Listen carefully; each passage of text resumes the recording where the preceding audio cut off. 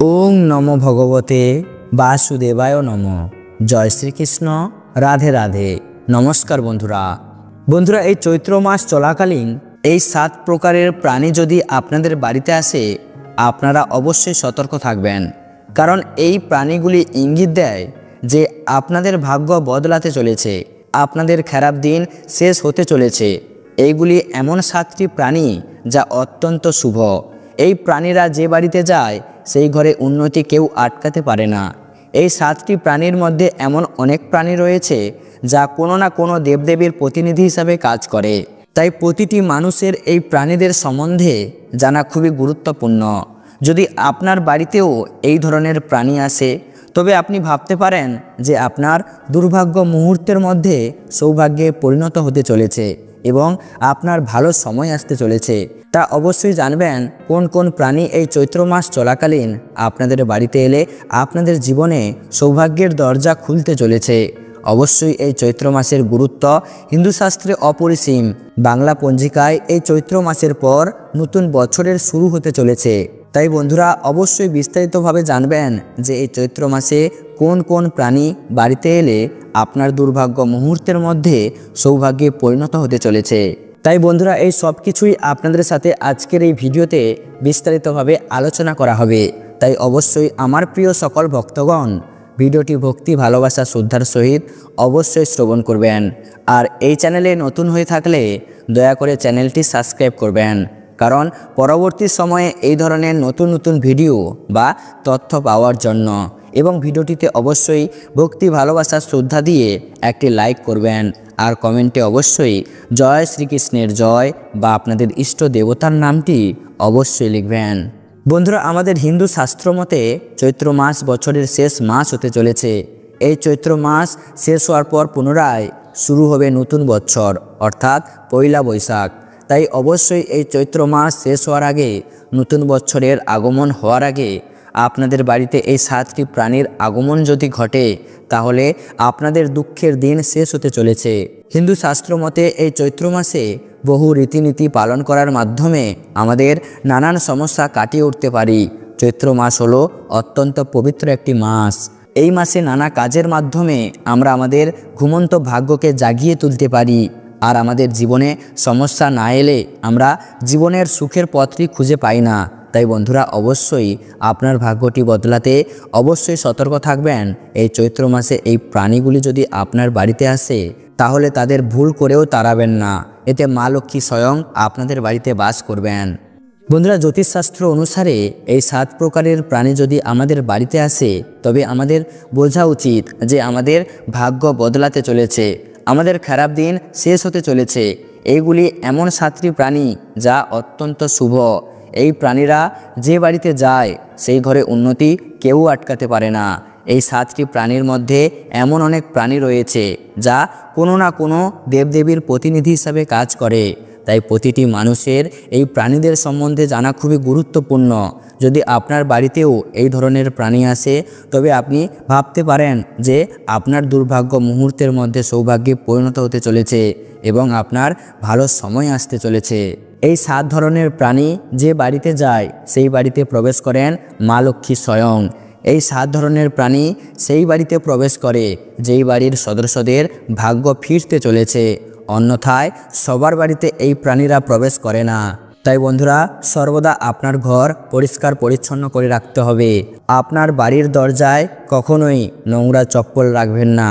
সময় মতন ঘরের জানালা খুলে রাখুন, যাতে মা লক্ষ্মী এসে আপনার বাড়ি থেকে ফিরে না যায় এবং মা লক্ষ্মী আপনার ঘরে প্রবেশ করে।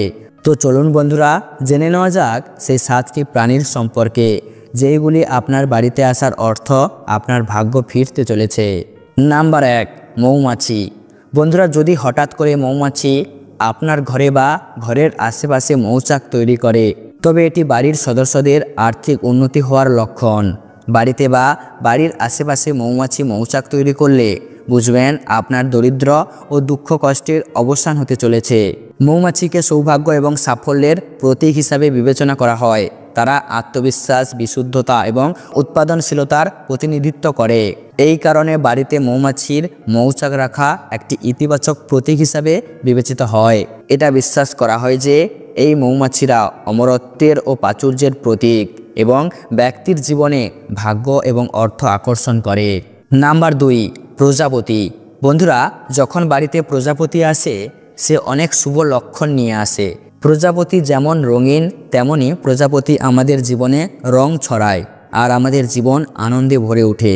তাই প্রজাপতি ঘরে আসাকে খুব শুভ লক্ষণ বলে মনে করা হয়। বাস্তুশাস্ত্রে প্রজাপতির সুন্দর বর্ণনা দেওয়া হয়েছে যে যখনই প্রজাপতি বাড়িতে আসে সেই বাড়ির সময় পরিবর্তন হতে চলেছে। তাই যখনই প্রজাপতি আপনার বাড়িতে আসে তাকে মারবেন না। প্রজাপতি সর্বদা একটি শুভ লক্ষণ নিয়ে আসে। নাম্বার 3, পিঁপড়া। বন্ধুরা, যদি আপনার ঘরে কালো পিঁপড়া বের হয় তাহলে বুঝুন আপনার ঘরে দেবী লক্ষ্মীর আগমন শুরু হয়েছে। জ্যোতিষশাস্ত্র অনুসারে যদি আপনার ঘরে পূর্ব দিক থেকে পিঁপড়া বের হয় তাহলে বুঝবেন আপনার ভাগ্য খুব তাড়াতাড়ি জাগ্রত হতে চলেছে।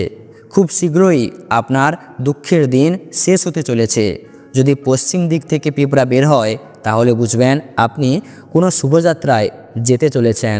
যদি উত্তর দিক থেকে পিঁপড়া বের হয় তাহলে বুঝুন আপনার বাড়িতে বিবাহ সংক্রান্ত সমস্যা দূর হতে চলেছে।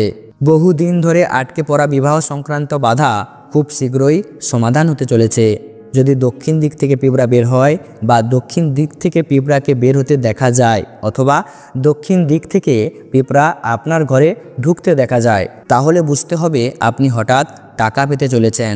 জীবনে শুভ ফল পেতে পিঁপড়েকে প্রতিদিন চিনি বা মিশ্রির দানা খাওয়ানো শুরু করুন। নাম্বার 4, কালো ভ্রমর। যদি কালো ভ্রমর আপনার বাড়িতে আসে তবে সে আপনার ঘরকে সুখ শান্তিতে ভরে দেয়। এতে করে আপনার জীবনে এত সুখ আসবে যা আপনি কল্পনাও করতে পারবেন না। ভ্রমর আপনার জীবন পরিবর্তনের সংকেত নিয়ে আসে। বাস্তুশাস্ত্র অনুসারে বলা হয় যে ঘরে ভ্রমরের আগমন হয় সেই ঘরে ভগবান কুবেরের প্রবেশ ঘটে। ভগবান কুবের তার জন্য ধন সম্পদের ভাণ্ডারের দরজা খুলে দিতে চলেছেন।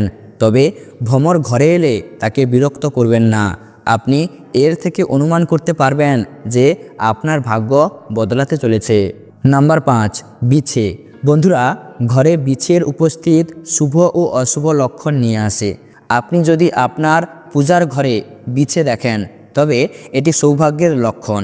এছাড়াও আপনি যদি দেখেন আপনার ঘরে বিছে দেখা যায় আবার হঠাৎ অদৃশ্য হয়ে যায় তাহলে বুঝবেন আপনার কোনো আটকে থাকা কাজ সম্পূর্ণ হতে চলেছে। আবার যদি বাড়ির মূল দরজা দিয়ে একটি বিছেকে ঘর থেকে বেরিয়ে যেতে দেখা যায় তবে বুঝবেন এটি বাড়ির সমস্ত সমস্যা নিজের সাথে নিয়ে যাচ্ছে। কিন্তু যদি ঘরের ভেতরের দিকে আসতে দেখা যায় তবে এটি বাড়িতে সমস্যা নিয়ে আসছে। বাড়ির মেঝেতে যদি মৃত বিছে পাওয়া যায় তবে এর অর্থ হলো আপনার বাড়িতে কোনো বড় বিপর্যয় ঘটতে চলেছিল যা কেটে গেছে। তবে বাস্তুশাস্ত্র অনুসারে যদি মূল দরজা, টয়লেট বা সিঁড়ির কাছে বিছে দেখা যায় তাহলে বুঝবেন রাহু আপনার রাশিতে দুর্বল হওয়ার প্রতীক হিসাবে বিবেচনা করা হয়। ভবিষ্যতে আপনিও কোনো রোগে ভুগতে পারেন। নাম্বার 6, ছুঁচো। ছুঁচো যদি একজন ব্যক্তির চারপাশে ঘুরে তাহলে সেই ব্যক্তি তার জীবনে অনেক উন্নতি করতে পারবে। এটা একেবারে নিশ্চিত যে সেই ব্যক্তির সমস্ত দুঃখ কষ্ট ও সমস্যা দূর হয়ে যাবে। এছাড়াও বাস্তুশাস্ত্রে বলা হয়েছে যে আমাদের বাড়িতে ছুঁচো আসার লক্ষণ দেবী লক্ষ্মী ঘরে প্রবেশ করতে চলেছে। ব্যক্তির বাড়িতে হঠাৎ অর্থ লাভের সম্ভাবনা তৈরি হয়। সে ব্যবসা থেকেও হতে পারে বা যে কোনো উপায়ে হঠাৎ অর্থ পাবেন। নাম্বার 7, টিকটিকি। টিকটিকিকে দেবী লক্ষ্মীর প্রতীক বলে মনে করা হয়। প্রায় বাড়িতে টিকটিকি দেখাও যায়। কিন্তু আপনি যদি দেখেন 3টি টিকটিকি একসাথে আপনার ঘরে ঘুরে বেড়াচ্ছে তাহলে এটিকে খুবই শুভ সংকেত বলে মনে করা হয়। এছাড়াও যদি ঠাকুরের বেদিতে টিকটিকি দেখতে পান তাহলে তা খুবই শুভ। এমনটা দেখলেই গঙ্গা জল ছিটিয়ে কোনো মনের ইচ্ছা দেবী দেবতার কাছে জানাতে পারেন, তা অবশ্যই পূর্ণ হবে। এছাড়াও তুলসী মঞ্চে যদি টিকটিকি দেখা যায় তাহলে তা ধন সম্পত্তি আকর্ষণের বার্তা দেয়। এছাড়াও যদি দেওয়াল থেকে টিকটিকি হঠাৎ পড়ে যায় আর আপনি সেই দৃশ্য দেখেন তাহলে তা জীবনে ধন সম্পত্তি এনে দেয়।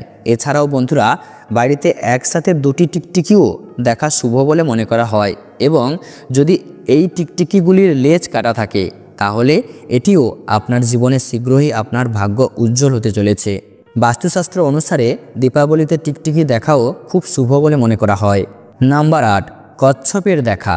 ধর্মীয় বিশ্বাস অনুসারে কচ্ছপে ভগবান বিষ্ণুর বাস বলে মনে করা হয় এবং বলা হয় যে বাড়ির আশেপাশে কচ্ছপ দেখা গেলে এটি এই কথার ইঙ্গিত দেয় যে বাড়িতে সুখ শান্তির আগমন হতে চলেছে এবং বাড়িতে যে কোনো কেস ও নেতিবাচকতা দূর হবে। তো বন্ধুরা, এই ধরনের প্রাণী যদি আপনার বাড়িতে প্রবেশ করে তবে আপনার বোঝা উচিত যে আপনার জীবনে সুখ আসতে চলেছে। তো বন্ধুরা, ভিডিওটি আজ এখানেই সমাপ্ত করছি। ভিডিওটি দেখে ভালো লাগলে একটি লাইক অবশ্যই করবেন।